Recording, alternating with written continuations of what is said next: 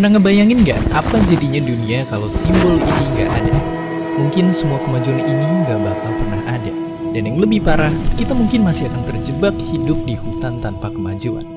Semua cuma dari satu simbol ini. Satu simbol penting yang mampu melahirkan ilmu-ilmu yang kita kenal sekarang dan mengantarkan kita, manusia, nasibnya begitu berbeda dengan spesies-spesies lain yang pernah hidup sebelumnya. Di saat kita semua sibuk dengan ilmu-ilmu yang ada sekarang, hanya sedikit dari kita yang belajar dan menguasai simbol penting ini. Oleh karena itu, siap-siap. Kita akan berangkat dalam petualangan ke tempat dari mana ilmu pengetahuan berasal.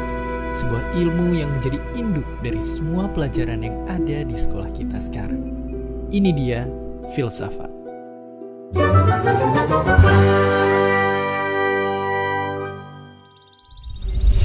Filsafat itu singkatnya adalah ilmu tentang cara berpikir.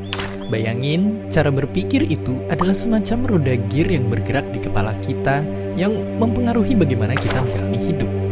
Coba kita langsung pakai contoh. Coba kalian baca ini.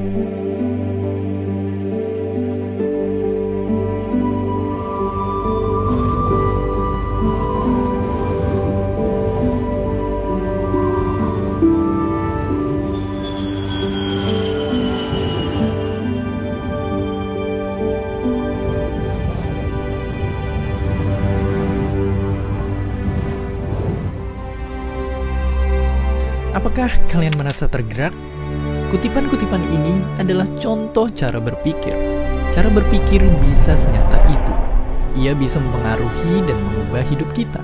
Nah, filsafat itu intinya adalah ilmu yang membantu kita membuka lebih banyak lagi cara berpikir dalam hidup kita. Umumnya dalam ilmu filsafat, kita pelajarin cara-cara berpikir ini dari para filsuf, pemikir, dan ilmuwan hebat dari seluruh zaman dan seluruh dunia. Tapi kita juga bisa belajar filsafat dengan coba menjawab pertanyaan-pertanyaan besar tentang hidup dan dunia. Pertanyaan-pertanyaan filosofis tentang asal-usul alam semesta melahirkan ilmu fisika. Pertanyaan tentang bagaimana cara menjalankan negara yang baik melahirkan demokrasi dan Pancasila. Pertanyaan tentang cara menjalankan pertandingan yang adil melahirkan peraturan sepak bola. Hingga pertanyaan tentang bagaimana cara hidup yang baik dan benar melahirkan pemahaman dan keyakinan. Itulah guna filsafat di dunia. Semua lahir dari pertanyaan. Dan filsafat begitu penting untuk kita pelajari karena ialah yang akan memberikan kita fondasi kuat untuk belajar ilmu-ilmu pengetahuan lainnya.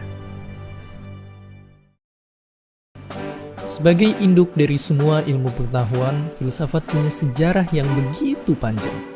Di masa-masa awal peradaban, nenek moyang kita mencoba menjawab banyak pertanyaan besar.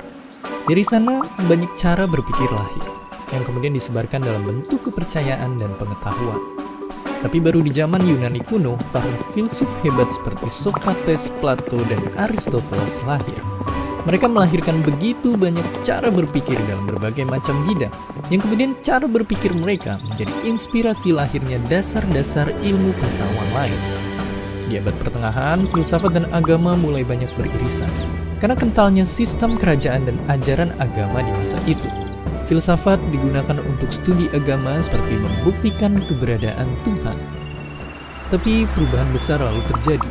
Dunia masuk masa Renaissance, masa di mana terjadi pergerakan masyarakat untuk menyatukan diri kembali di bidang politik, budaya, hingga ilmu pengetahuan, yang kemudian menginspirasi pesatnya kemajuan masa setelahnya mendorong terobosan cara berpikir di berbagai macam bidang yang hingga hari ini melahirkan ilmu-ilmu pengetahuan kita sekarang.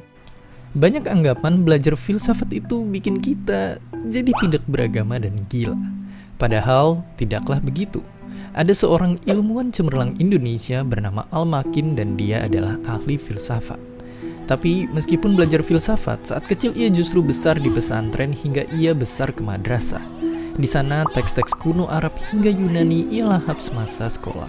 Hingga akhirnya itulah yang membuat ia jatuh cinta dengan filsafat yang selalu bertanya secara mendalam dan kritis. Kecintaannya pada filsafat membawa Al-Makin berkelana jauh hingga ke Kanada dan Jerman. Atas kehebatannya, ia pun diangkat menjadi guru besar, menyebarkan ilmunya hingga ke negara Jerman, Singapura, hingga Australia. Ia mengajarkan tentang filsafat keragaman dan pluralisme. Ia bilang filsafat bukanlah hanya ilmu mengawang-awang, keragaman adalah sesuatu yang nyata dihadapi warga Indonesia, dan itulah yang jadi misi hidupnya. Mengajarkan cara berpikir keberagaman lewat bertanya dan berdiskusi, bukan dengan peluru. Ada alasan kenapa gelar tertinggi dalam pendidikan dinamakan PhD. Karena untuk mengingatkan pada dunia, sepintar-pintarnya seseorang di suatu bidang untuk kesana, ia pasti juga mempelajari filsafat sebagai fondasi ilmunya. Oleh karena itu, sekalipun filsafat jarang diajarkan di sekolah, bawalah semangat untuk terus berani bertanya. Beberapa orang mungkin akan jengkel dan bahkan memusuhi kalian. Tapi begitulah nasib para filsuf yang berani bertanya. Pada akhirnya, mereka pun menang dan orang kagum akan rasa ingin tahu mereka. Makanya, jika kalian adalah orang-orang yang suka berani bertanya akan hal-hal besar dan mendalam, jangan takut untuk mulai mempelajari filsafat. Lalu, bisa jadi profesi apa dengan filsafat di masa depan? Jika melihat sekarang, contohnya kalian bisa menjadi seperti para politikus hebat di Inggris dengan segala kemajuannya yang terkenal mereka mendalami jurusan filsafat. Kalian pun bisa jadi seperti Al-Makin, menjadi akademisi yang menyebarkan ilmunya demi kebaikan. Tapi di luar dari hal itu semua, lewat seri Kok Bisa Explains ini, kalian pun harus belajar mengubah cara berpikir kalian tentang memilih jurusan dan profesi. Karena nyatanya, mempelajari suatu bidang atau jurusan itu jangan pernah terpaku pada bisa jadi apa atau profesi. Kenapa begitu? Karena pendidikan itu harusnya membangun diri kalian untuk siap menghadapi masa depan, bukan hari ini. Satu hal yang pasti, profesi dan pekerjaan itu sepanjang zaman akan terus berubah. Saat sekolah, mungkin bermimpi jadi pilot itu sangat keren. Tapi kalian akan lulus dan hidup di masa depan, di mana mungkin profesi pilot sudah tidak ada lagi. Dan banyak profesi hari ini yang beberapa tahun lalu bahkan belum ada sama sekali. Makanya, kebanyakan orang tua dan teman akan menyarankan kalian untuk memilih bidang ilmu yang profesinya jelas. Tapi ingat, itu untuk hari ini, bukan masa depan. Makanya solusinya adalah ingat bahwa pendidikan dan semua pelajaran ini adalah semacam senjata yang kalian akan gunakan untuk bertahan di masa depan. Apapun profesi yang akan lahir dan dibutuhkan di masa depan, dengan modal senjata kalian harus mampu beradaptasi. Dan itulah yang terjadi kepada orang-orang hebat lulusan filsafat ini. Karena fakta pahitnya, dunia hari ini mungkin tak lagi membutuhkan banyak profesi filsuf seperti Socrates. Tapi dengan modal senjata filsafat yang mereka pelajari, mereka beradaptasi ke profesi lain yang dibutuhkan dunia hari ini. Jadi, jangan pernah membatasi diri kalian bisa jadi apa hanya karena jurusan atau bidang yang kalian pilih.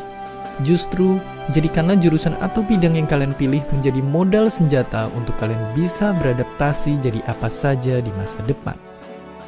Karena sekali lagi ingatlah, terlepas dari semua ilmu pengetahuan yang dilahirkan filsafat, tujuan besar dari filsafat sendiri sebenarnya ada pada arti di balik namanya, philo dan sophi.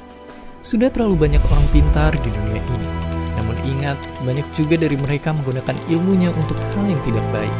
Dengan pegangan filsafat, yang kalian tuju adalah bisa membuka diri dengan lebih banyak cara berpikir, dan ujungnya tak hanya jadi orang yang pintar, tapi juga membuat kita bisa menjalani hidup lebih baik dan lebih bijak. Itulah dia filsafat, sang induk dari ilmu pengetahuan, rasa ingin tahu manusia akan pertanyaan-pertanyaan besar hidup dan dunia. Yang dari pertanyaan kemudian melahirkan logika yang menjadi matematika, sebuah alat untuk mengukur semua hal di alam semesta. Yang itu kemudian menginspirasi lahirnya metode saintifik, mencari tahu kebenaran lewat bukti tentang asal-usul alam semesta hingga bagaimana ia bekerja. Tapi tak berhenti di semesta saja, sains juga kemudian digunakan kita untuk mencoba mengerti kompleksnya makhluk hidup, termasuk kita, manusia. Bagaimana tubuh dan otak seorang manusia bisa bekerja, termasuk juga berkembang hingga bagaimana jutaan manusia yang punya otaknya masing-masing berinteraksi satu sama lain membentuk masyarakat. Lalu, di tahap hingga sejauh ini, sains menembus wilayah baru. Tak seperti ilmu fisika yang bisa memprediksi sebuah bola akan jatuh di mana, sangat sulit untuk memprediksi manusia dan masyarakatnya. Tapi justru di ilmu-ilmu sosial lah, metode sains yang objektif juga dikombinasikan dengan penjelasan terhadap manusia yang begitu subjektif. Tapi semakin kita ke ujung, ada wilayah di mana subjektivitas manusia sepenuhnya berkuasa.